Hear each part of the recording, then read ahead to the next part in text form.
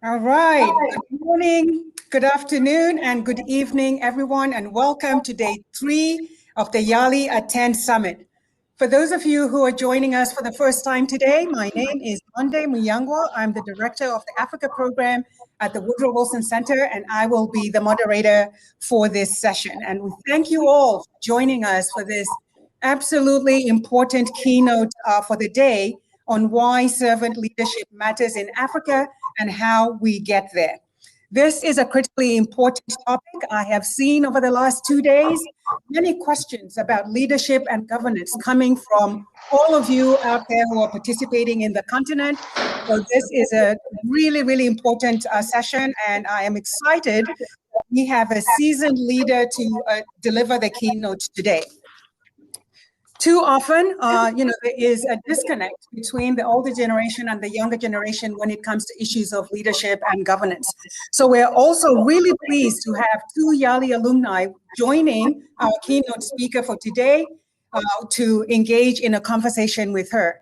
But we're not forgetting you out there on the continent. So after they've had their conversation with her, you all can join in and engage in that conversation as well by typing your questions and comments into the Q&A portion or the session portion of the website.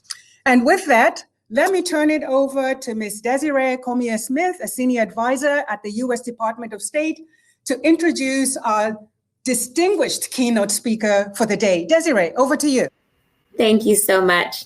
Welcome to all of you who have taken the time to join us here on day 3 of the Young African Leaders Initiative Summit.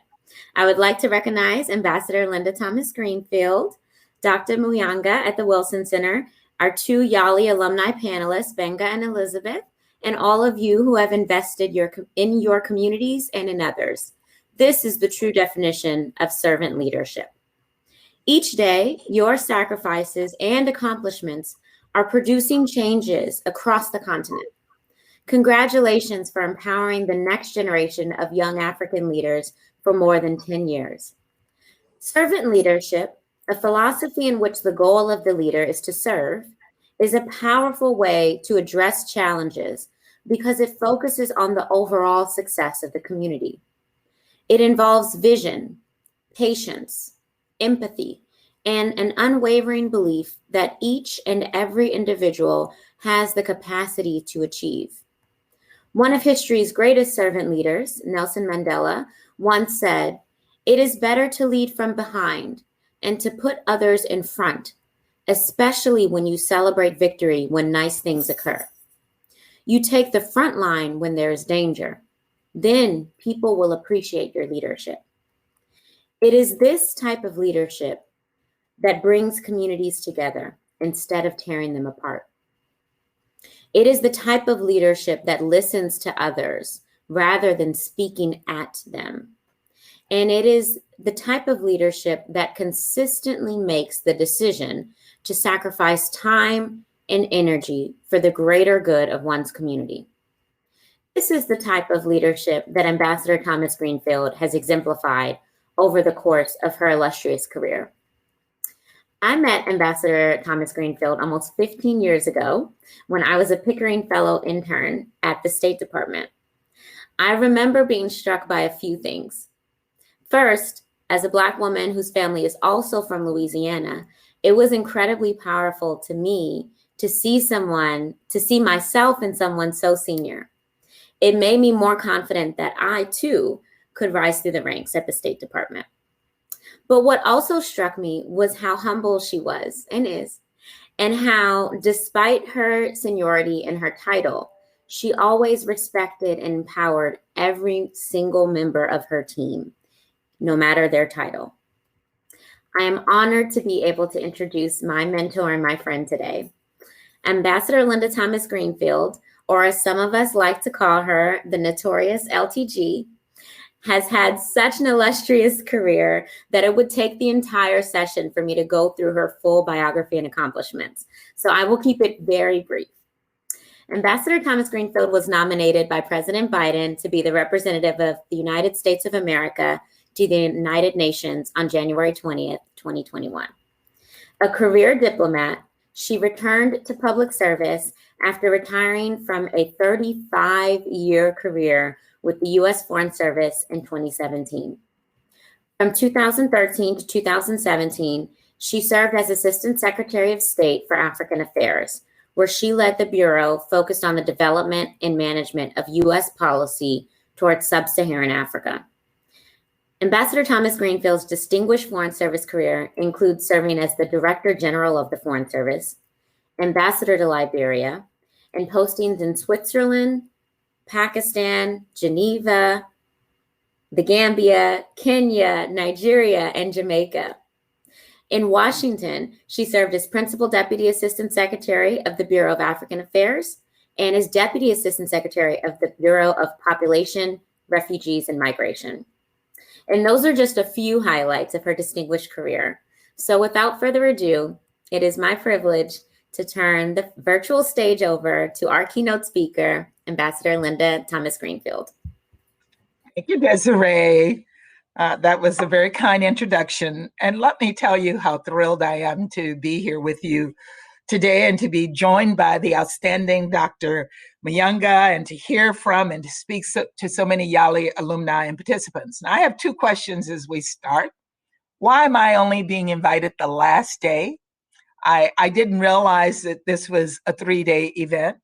And second, to Tanya, how did you know what I was going to be wearing today? And you post a picture with me with the same suit jacket that I had on 5 years ago. So it means I need a new wardrobe. And then I want to say hello to Washington from Liberia. So as Desiree was introducing, I was reading all of the notes that were being sent through in the chat room. I'm just so excited about being here with you. It just amazes me that we're celebrating 10 years, 10 whole years of YALI, 10 years of outstanding partnership, 10 years of progress, 10 years of leadership. I remember when YALI was born in 2011, and we were sending off the first group from Liberia, where I was the ambassador.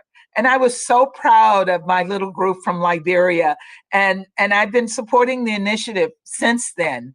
And you might sometimes hear people refer to me as the mother of YALI, sometimes as the grandmother of YALI. Whatever you call me, I'm happy to be associated with YALI. I spoke at the first YALI Summit in DC, and I've participated in various programs over the years. And like a good mother and a good grandmother, whenever I talk about all of you, it just fills me with so much pride that to be associated with you. There's nothing that makes me prouder than when I hear the great things that you're doing. I'm like a proud mother when you make your various accomplishments. And I know every time I see some of the things you've accomplished, I'm reminded that you are the future. As many of you know, most experts agree that if the current trajectory holds, Africa's population will double by 2050 to 2.5 billion people, potentially a quarter of the world's population. 2050, guys and gals, is just 29 years from now, when most of you will be close to my age, and the success of the world's next generation will be on your shoulders. So I happily pass over that leadership mantle to you, and I'm confident that you're ready to take it on. So not only do you represent Africa's future, you represent the future of the world. That's so important at a moment when so many global challenges like COVID-19 and climate change demonstrate at once how interconnected we are and how important our partnerships are. Last week, in fact, I discussed some of the challenges facing the Africa continent, shared by so many of us after this past year. And this was in the Security Council. And I made it clear that the United States is committed to being a partner to Africa as you confront the economic fallout of COVID-19, as you confront the challenges of climate change and other threats that you face every single day. And that we believe that the best and the strongest partnerships are built on a foundation of trust, transparency, accountability, and areas of mutual opportunity. Programs that build people-to-people relationships like YALI are the heart to our approach to Africa. Because the truth is, while Africa is a continent rich in resources, you and the next generation are Africa's greatest resource of all. I've lived and traveled all across Africa, and wherever I go, I see young people like yourselves, including Mandela Fellows and members of the YALI Network, who are engaged, who are active, who are ambitious, who see the potential and the promise of the continent and their countries. Before the pandemic, Africa's economies were the fastest growing in the world. And that's largely thanks to young people like you, who are ready and willing to contribute to their country's future and success, and excited to innovate and bring a fresh approach to old problems. So you represent not just a new generation, but new ways of thinking, new approaches. And when the current generation of leaders leave power, it will be up to you and to the rest of the young people of the continent to stand up and to take leadership skills to the next level and bring that new approach to the table. Which brings me to today's topic, servant leadership. Because we have to flip this idea that people are meant to serve the leader. Leaders should serve the people and organizations they lead, not the other way around. What does that mean in practice? It means being a leader for others, no matter your position, whether you're starting a business, supporting a family, working with a nonprofit, or holding a government to account. It means leading with integrity. It means leading with values first. And more importantly for me, it means leading with compassion. It means always putting the good of the people first and foremost. And more broadly, it means community and it means democracy. Because the best way to prevent conflict is to give people a voice and give people a vote. I just came back just yesterday from Ecuador, and the Ecuadorians had elected a wonderful president. He was kind of not expected to win the election, but he won because he was putting out a message of democracy, a message of about people, a message that talked about anti-corruption, ethics in politics. I told him when I met with him that what he was saying was music to all of our ears.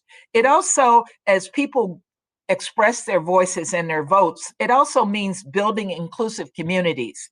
It means building systems. It means building governments. It means building institutions that empower all people, but institutions that also empower women and girls.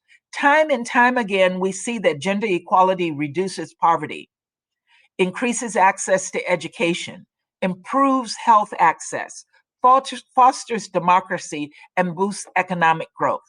And finally, it means placing more importance on the institution than the individual. It's time to replace strong men with strong institutions. Institutions that will protect the powerless, stand up for human rights, and serve the people. Every citizen, every single citizen can and should have an active role in building their countries. And I know all of you will take that active role as servant leaders. And I can promise you that the United States will do our part to be a partner along the way. But ultimately, you have to own this. You have to own this. You have to want it, and you will need to build it with your own hands. The challenges that Africa faces are great, but Africa's promise, thanks to young people like you, is far greater. For our part, the United States is committed to doing what we can to help propel that promise forward. But you're going to be in the driver's seat. I'm going to sit in the passenger seat and just watch you take over. And I look forward to seeing what you accomplish. Thank you very much, and let's get this discussion moving forward. Thank you so much, Ambassador Linda Thomas Greenfield, for your inspirational keynote address. And I am just thrilled now to introduce the two YALI alumni who will be in conversation with you for this session. But we first want them to give a couple of opening remarks, and then we're going to get to the conversation bit of it. I don't want to take too much of your time because I know there is a good discussion that's just waiting to happen. So let me first introduce Mr. Olubenga Ogobowale, who is a social entrepreneur and CEO of Empower Group, a technology company helping organizations earn more and do more. He is also the founder of Africa's biggest orphanage outreach coalition, the Orphan Empowerment Society, an NGO working to end orphan poverty in Africa. Our second speaker will be Ms. Elizabeth Kasuga, who is the co-founder of Clear Your Mind, an initiative which raises awareness for mental health to reduce stigma and connects people dealing with mental health issues to the professional help that they need using technology.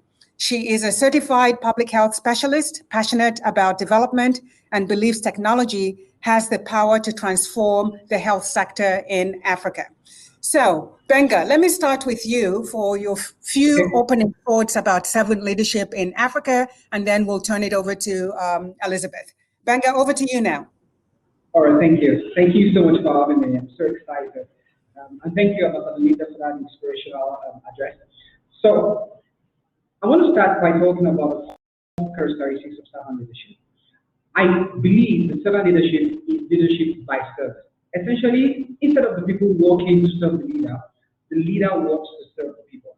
They're serving instead of commanding, showing humility instead of brandishing authority.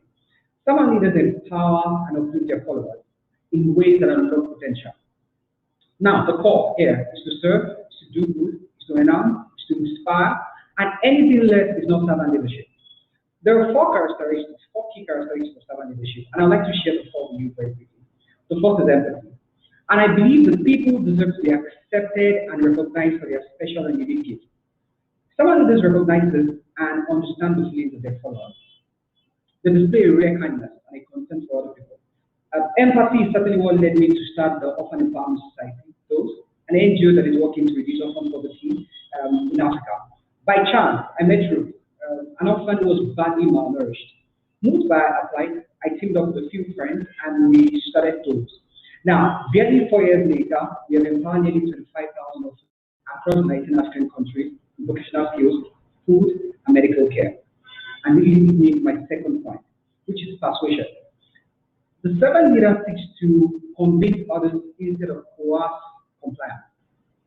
So, in my work as a CEO of Empower Group, where we help businesses earn more and do more with technology, I encourage my team members to disagree with me. The fact that I'm CEO does not mean that I have all the answers. So instead of just forcing my decisions down everyone's throat, I explain why we're going in a certain direction and invite feedback from the team. And this is one key thing about servant leaders. They choose idea and meritocracy over hierarchy.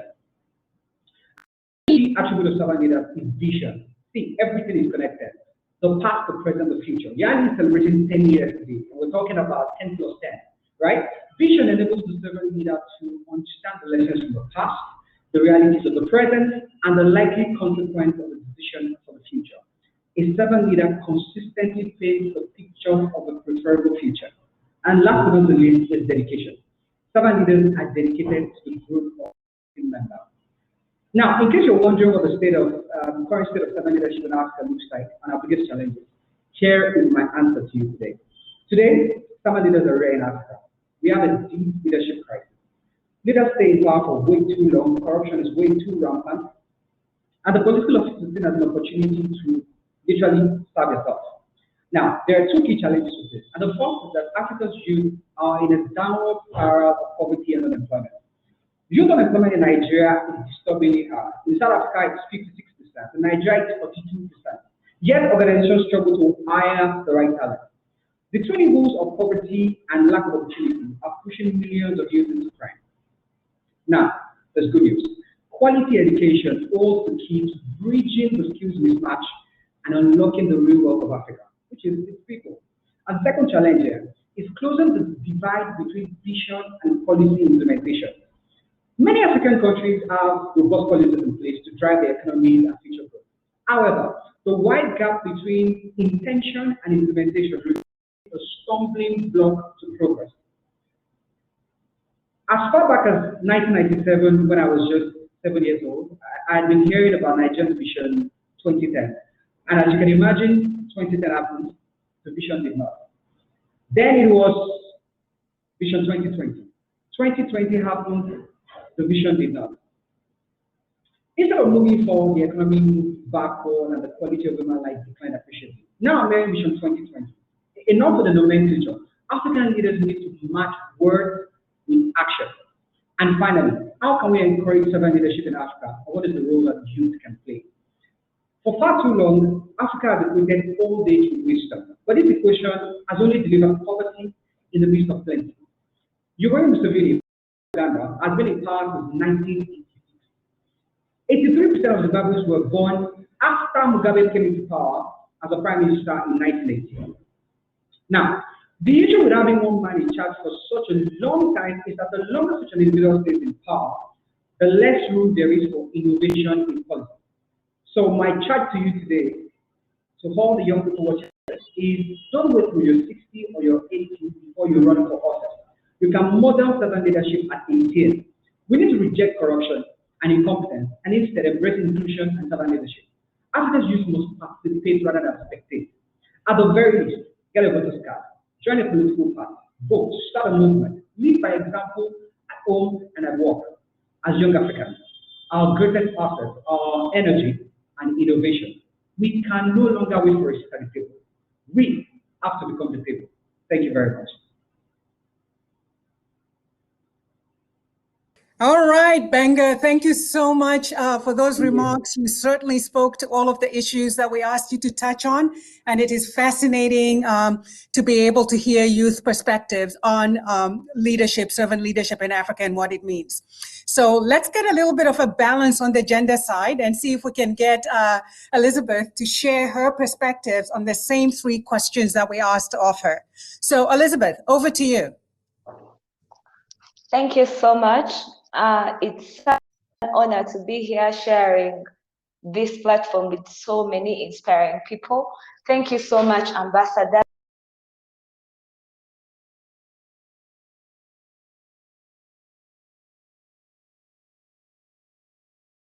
Elizabeth, can you still hear us? That was really enlightening and educating about servant leadership and where we are in the world today. So I want to start off by sharing a quote from Winston Churchill. Winston Churchill said, "Success is going from without loss of enthusiasm." There is a question that's usually asked at the beginning of training classes that I hold. I ask my participants, would you rather be the servant? Interesting enough, most people respond with, they'd rather be the warrior, where the warrior is the person that has the weaponry, that has the armies, the person that can be able to use force to get whatever they need from the people. However, I believe that servant leadership is about service and not just about being exalted as a leader. To be successful as a leader, people need to consciously choose to follow you. Hello? Sorry, we can hear you, Elizabeth. Just keep talking. Okay, awesome. Thank you. Oh. Elizabeth, can you hear us?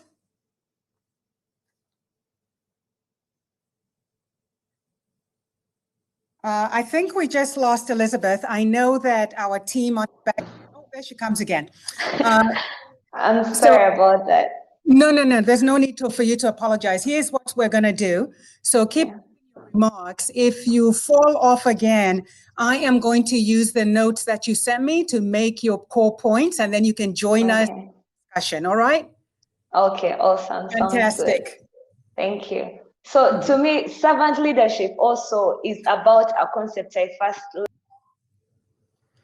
All right. So Elizabeth just fell off. We asked of her to make to answer three sets of questions from her perspectives. What are the core characteristics of servant leadership? And she said in her response that it is about the well-being and growth of people. is about the quality of the work that is done in terms of the well-being. It is about doing the hard work that needs to be done so that actors can do theirs, others can do theirs better. And it is about being on the ground in touch with the people, with the professionals, not just about scaling and about the quality of stuff. So Elizabeth, why don't you pick it up from there now that what's your core characteristic? Yes, thank you so much. So to bring it back to mental health, which is the sector that I work in, mental health is something that's affecting so many young people all across the world. And it's becoming a plague, and it's something that's in plain sight that we are ignoring. One of the main obstacles that are challenging mental wellness across the world is the stigma surrounding mental health. In Uganda, for example, we have one national referral mental hospital to serve a population of 40 million people, and we have 48 psychiatrists to serve that population. In the regional referral hospitals, we have mental health units that were converted into COVID centers. How does servant leadership come into, the whole aspect of mental health all across the world?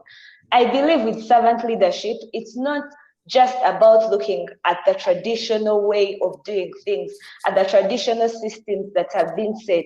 With servant leadership, we need to realize that the change starts with each and every one of us.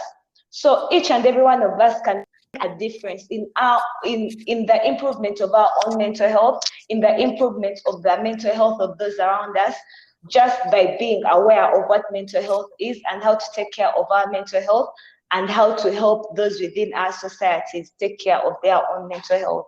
So this brings in the ideology of Ubuntu, I am because you are. I not only take care of myself, I also take care of you. I also take care of my environment. And I believe that in Africa generally, like Benga alluded, we do not really have that concept of servant leadership. And the solution, the ambassador mentioned that by 20, it's projected that there'll be 2.5 billion young Africans. I believe the solution starts now, like Desiree mentioned, someone in a position of power when you're still younger and you relate to them personally, you start to wonder, how can I be more like that person? This person is showing me that this is possible. How do I then emulate this example? The challenge comes that our leadership in Africa right now, there is a lot of corruption and there is a lot of the traditional way of doing things. So you find that the people that you are looking up to, they are not emulating examples of servant leadership, which I believe they are within the problem. That's where the solution also lies.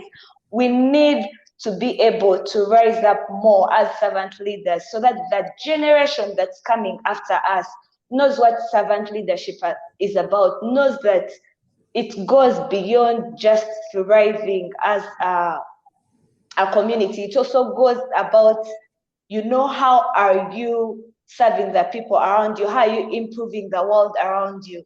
And another challenge I realized is capitalist entities don't really have much of servant leadership. And the economy, many times you'll find that most people will put aside their own well-being and their own personal growth because the economy, the poverty dictates that, you need to do what you need to do. And a solution to that could be policy. Policy could come in handy to help resolve that problem, in the sense that in the US, I'm aware that if you donate money, you get tax deductibles. In Africa, we don't have that privilege. Even when you're trying your best to be the best servant leader, you then wonder, how do I balance it out to ensure that I'm not committing economic suicide? So I feel that for servant leadership to thrive in Africa, we need to get people to a place where they can survive so that they are able to thrive.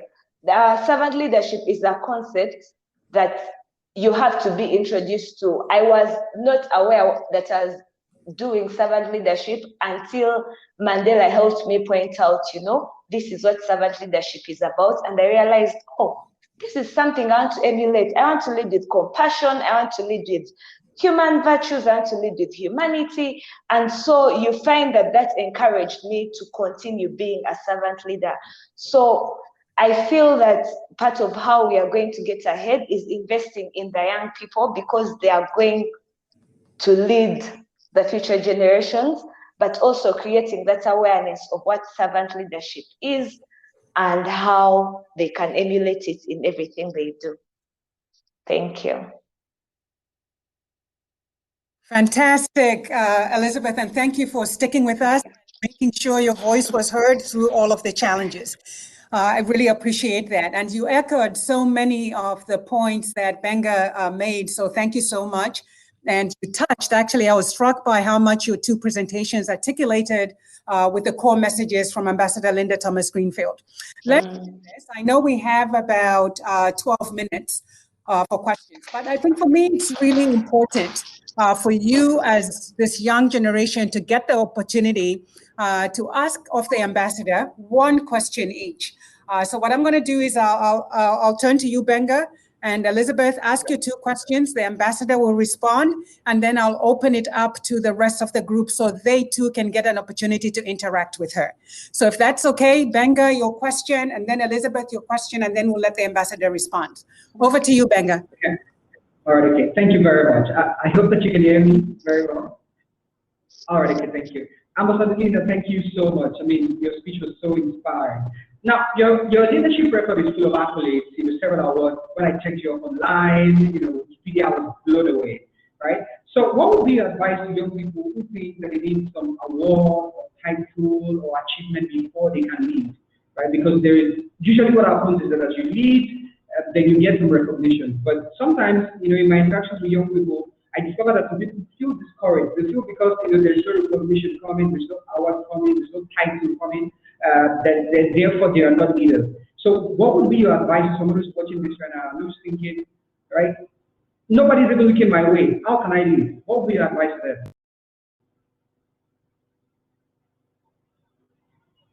them? And then the ambassador will respond. Thank you so much.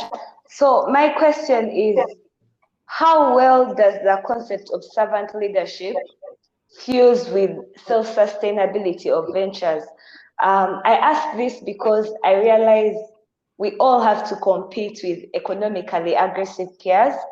So how do you emulate servant leadership effectively, yet you're also trying to balance it with the economic side of things? Thank you. Fantastic. Over to you. Okay, first to Benga, the question of advice to people who lead and recognition. And honestly, you don't lead for recognition. You don't lead for people to pat you on the shoulder. You lead because you feel what you're doing and you know that what is having an impact. And sometimes you don't even know that it's having an impact. You do it because you believe in it. And so for me, it's what makes me feel good about what I'm doing. It's not that other people feel good about me, because sometimes when you are being leaders, people don't like it. And they're not going to give you the recognition that you are due because they think you're stepping on their toes. But it's the people that you help every day that I think is it's the reason that you lead. And I think many people die never knowing that they were good leaders, never having gotten any recognition for their leadership. But it doesn't mean that they were not good leaders. You do it because you care. And Elizabeth, yours is a much tougher question because we all have to survive. We all have to eat. We have to take care of ourselves. And so sometimes being a servant leader also means you're sacrificing your own well-being. And that can be hard, particularly if there are others who depend on you for their well-being. You have children, you have elderly parents, you have siblings who are depending on you, and you're not achieving your ultimate from an economic standpoint that will allow you to take care of your families. So my only advice is you do have to balance your well-being. You can't be a servant leader and help other people if you're not surviving yourself. But it doesn't mean you have to be a billionaire. It doesn't mean you have to be wealthy. It just means that you have to know what it is that you need to survive. And then the rest of you is for giving to the things that you are passionate about. And sometimes things just come your way. I always find that, in my life, things have just kind of come my way because of things that I've done.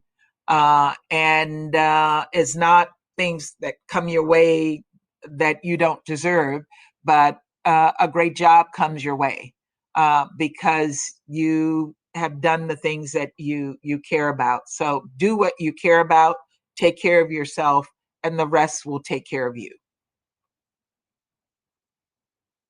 Fantastic. We have quite a number of questions coming in and comments coming on the state of servant leadership on the question in the session. And so one of the question is really about how do we get to this paradigm shift? We have been talking about leaders that get into leadership positions so that they can extract from society that which benefits them, and not so much how they benefit the people. So leadership is increasingly being defined by, I need to get into leadership position so that I can have access to resources, I can have access to power, and not so much how do I benefit the people in my country, the people in my society. So what are some of the concrete actions that we can take to get that paradigm shift in how we view leadership on the continent is one. And secondly, how do we begin to inculcate that as a cultural, as something that's embedded in the way people are raised, whether it's at home, through the educational system, in the school curriculum, and all of that. So how do we get to that paradigm shift? Madam Ambassador.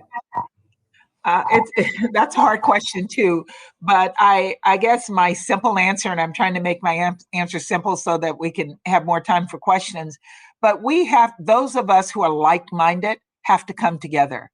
I find, and all of you are from different countries around the continent of Africa, that sometimes people who are like-minded compete against each other for the same resources and against the same people. So you look at, for example, a country that is, that your leadership is not doing the necessary. And then you find that you have 40 opposition parties, all opposing the same person. So what that means is that you're dividing yourself up by 40, but the person who is in leadership has the solid majority, because you are divided. So it is so important that like-minded people come together. And sometimes you got to put your own personal priorities aside for the good of all. And that's occasionally really, really hard to do.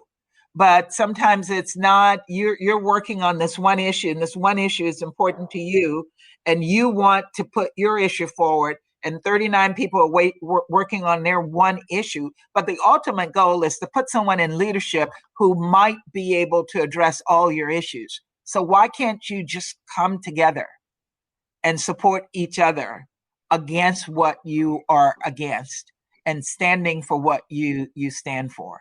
And that is the biggest failing that I have seen over 40 years of traveling around the continent. that there are people with great ideas, who are well-meaning, who can't come together with other well-meaning people to deal with the challenges that they have in front of them. Thank you. Let me just turn it over to YALI alumni as well. Same question. From your perspective as young people on the continent, how do we get, what is the one concrete action you would recommend for how we get to this paradigm shift? The current, the leadership style that you were talking about that wants to extract from the people rather than serve the people. How do we flip that? What concrete action would you take? So let me start with Elizabeth first, and then I'll get to Benga. I think the easy answer, that to simplify it, like the ambassador alluded, it's a complex question, but it would be to invest in the young people now and to ensure that we as ourselves are examples and we are living want people to live. So we become examples, servant leaders, so that the younger generation knows what servant leadership looks like. Thank you. Benga?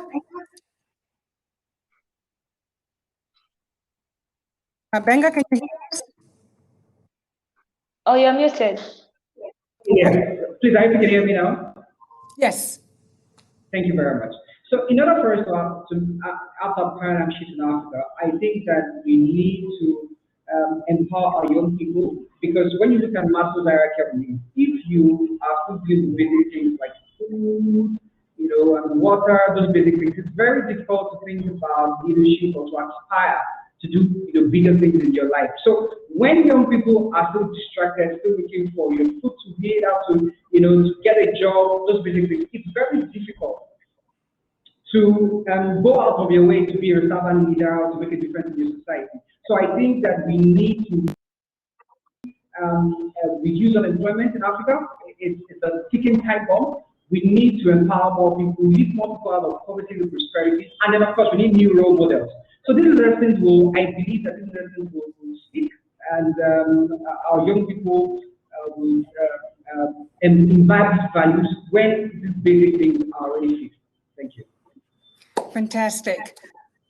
We have time for one more question. Actually, we got a whole bunch of questions. We will definitely collect all of those questions, but I think we have time for one more question. What I'm going to do with this one is I want the ambassador to have the last word. So I will go to our young people first, and then I'll come to the ambassador. And Madam Ambassador, I'm also going to ask you to leave the young people who are listening to you there with your one message of inspiration as you conclude and bring this session to a close. So the last question that I would have came in. Actually, let me make that two questions, and maybe Benga, you can take one, and Elizabeth can take one. Is what recommendations do you have for leaders to stay grounded and connected with those that they serve, and how important is self-reflection in this process? So that's one question. The second question is, what platforms are available to propel servant leadership, and how can we bridge the gap between wine and water as far as transparency is concerned in terms of the leadership framing of leadership on the continent? So let me throw that out first to our two alumni. Pick one each and respond to it, and then I'll turn it over to the ambassador to bring us home with her words of inspiration. So I think this time I'll start with Elizabeth and then go to Benga and then to the ambassador. Okay, thank you so much. So I'll take the first question. To stay connected to the people you serve, interact with them. I think usually with leadership, it really helps if you can wear the shoes of the people you serve. So stay grounded, stay in touch with the people you're serving. Don't assume that you know their problems. Actually ask them. Refrain from creating solutions because in your mind you think this community would do really well with nice smartphones, yet what they actually need is access to electricity and water. So make it a point to actually go and really talk to your beneficiaries and walk a mile in their shoes and understand what their problems are. Yeah. Thank you. In other words, don't just turn up in your community when it's time for elections. Be there every single day. communicating, interacting, walking in their shoes. Powerful message, my sister. I appreciate that. Benga, over to you. Okay, all right. So the second question is about what platforms are available to grow yourself, into servant leader or improve your servant leadership. I think that YALI is an excellent platform. I describe myself as a YALI lead, someone who's gone through YALI West Africa, Mandela Solution, which I'm the YALI network. YALI is a fantastic community, right? And I encourage all the people watching this who have not signed up, go to the YALI website, sign up with the online courses, the networking, the knowledge will transform your life. And aside from YALI, I think that every single day you wake up, there are platforms all around you. So let me give you an example. So for instance, you live in a house. Right? That house, if it's a big compound, you probably have a community or you have meetings in your area. That's an opportunity to serve. In your workplace, when you're looking for somebody to volunteer to get something done, or you're looking for ideas, if you share those ideas or you put yourself forward, that's an opportunity to serve. So every single community you belong to is an opportunity for you to serve and to deliver value, because servant leadership is about service, right? And so you have so many platforms. It doesn't have to be a formal platform like YALI. Every single opportunity platform where you are is an opportunity to serve and to grow. Thank you. Fantastic, Benga. So I hear you loudly, which is that every morning you wake up, and those 24 hours that you're up on any given day, there are numerous opportunities for you to serve. And so take advantage of those opportunities. See them, see where you're needed, engage and serve your community. So thank you, very powerful message. In the final minute, let me turn it over to the ambassador who has already inspired us so much this morning to leave us with a final word of inspiration. Ambassador Linda Thomas Greenfield, over to you. Good, thank you. And I'm gonna follow Elizabeth's lead, because I think great leaders need to meet people where they are. People should not have to come to find you. You need to go out and talk to them, because they know their own problems better than you know their problems. When I was the ambassador to Liberia, and I see there's several people on the line from Liberia, and I think they can corroborate this, I found that my encounters with ordinary people, women in the marketplace, sitting down with mothers, talking to unemployed teachers, talking to students, were just as important as every single conversation that I had with the head of state and with leaders. I found all of these discussions really informative. And as servant leaders, you're charged with listening and listening and listening. So if I can leave you with anything, it's listen and learn, and seek out all the perspectives that you can get as you try to provide for the needs of the people. And I know that if you listen and you learn, you'll help your countries build up new business opportunities. You'll help set up new nonprofits. You will look for new opportunities to meet the needs of the people. You will support more democratic institutions and a more inclusive government. And I think in the end, all of you will be situated and prepared and ready to lead in your countries across the continent of Africa. And I see bright and shining futures in all of your lives moving forward. So thank you very much. Fantastic, Ambassador Linda Thomas Greenfield. Please join me in thanking our keynote speaker for this morning, Ambassador Linda Thomas Greenfield, and our fabulous YALI alumni on this panel, Benga and Elizabeth. Thank you, thank you, thank you. Really appreciate that. Just have a couple of announcements to make before we move on to the next session. So we're sending out a survey to all of the summit participants via email. We will post it on the event page. Please take a moment to respond to the survey. Your feedback will be greatly appreciated. We will pass it on to the Department of State. Secondly, when our programming ends, we will have the networking room open. So please feel free to connect and join with the participants and speakers over there. The lobby is also open, and the expo, which will be open throughout the day. Lastly, we are broadcasting a lot of our shout out videos throughout the summit. Today, we are going to have a shout out from American youth to African youth, and this is going to play during the last YALI highlight time block. So again, thank you for engaging. We look forward to seeing you during the rest of the day. Bye-bye. Thank you, Elizabeth. So much. Bye. Thank you.